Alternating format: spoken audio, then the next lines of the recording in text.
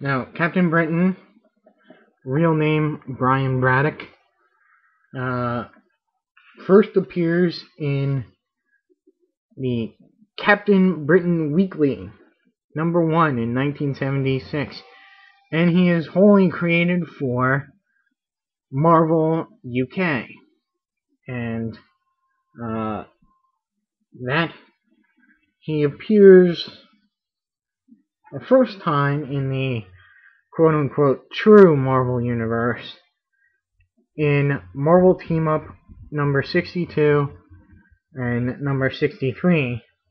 He moves over to a bunch of different titles in Marvel UK that not only had original material with him, but reprinted older Marvel stories.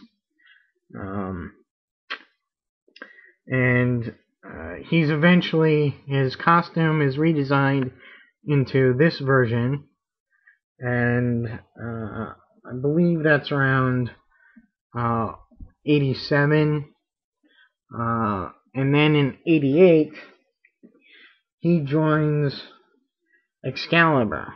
He has just been seen in obviously Captain Britain and MI-13 series. Now, Brian Braddock was born to an aristocratic family, but they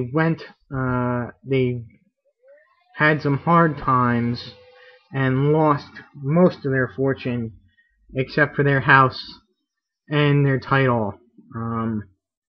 He has an older brother, Jamie, and a fraternal twin, Elizabeth, who we'll get to later.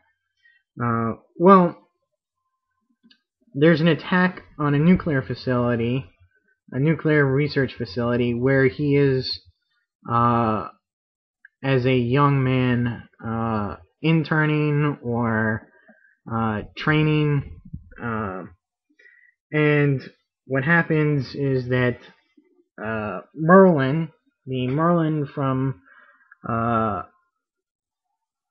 Arthurian legend, and his daughter Roma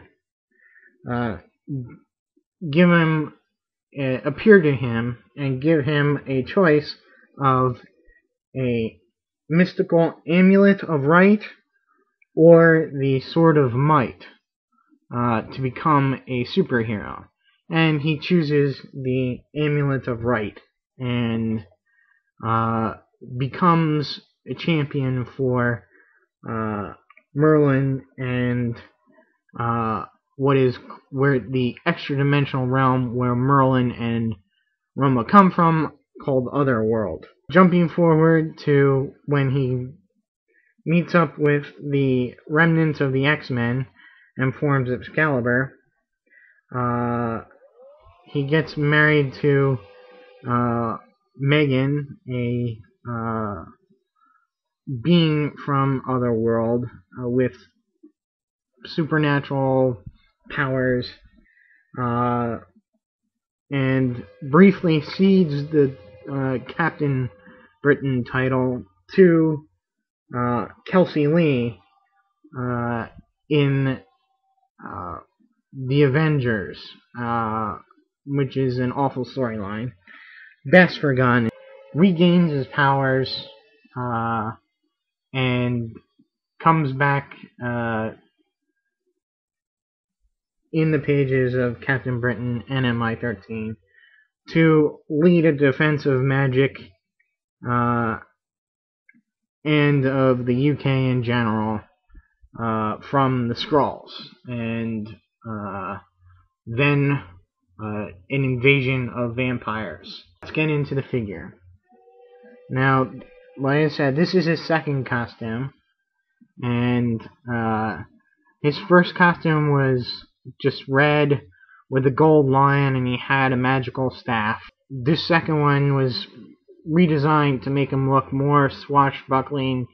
You get the boots and the gloves, and incorporated more of the British flag into his costume,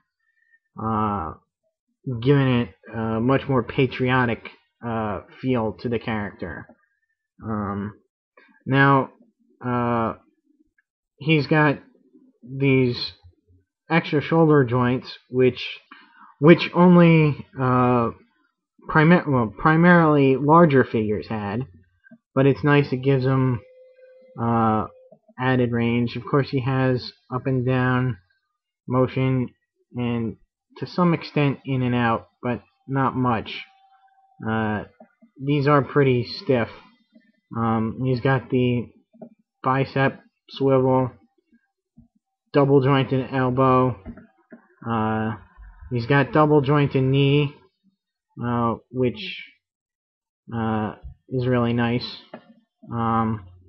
He's got his foot swivels, which I always like, as well as goes up and down. He's got the toe lift, and a shin swivel, as well as the hips and upper thigh swivel. So, and he got swivels at the waist, bends at the torso, and he's got a ball jointed head, of course. All the legends do. All the legends do. He's got hands, jointed hands, fingers, and wrists. So he's fairly posable figure. Couple nitpicks I have with the figure is that the paint,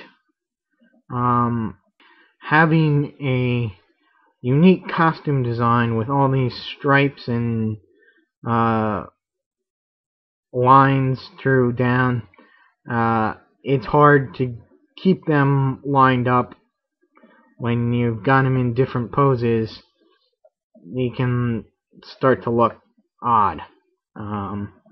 So that is one gripe, but how else can they do it? There's no way they can move those lines like the costume would in real life. There's another thing, is that on the white, I don't know if it's picking it up, but there's these blue shading, and I understand why they did it, to break up the white, let you see some more of the details that they have in there, the thighs and bunched up costume, but I don't know, it just, when you look at it in the right light, that's something that I have a problem with. Other people, not so much, maybe. So I really like the head, and overall, I think he's a really good figure, a good figure, and he looks really cool standing next to a Captain America. We have Cap and Cap together, and so that's it. Until next time, when we'll be getting on to Captain Britain's sister. Some of you may know who she is, but I'll let that go until next time. Don't forget to rate, comment, subscribe. Till next time, thank you.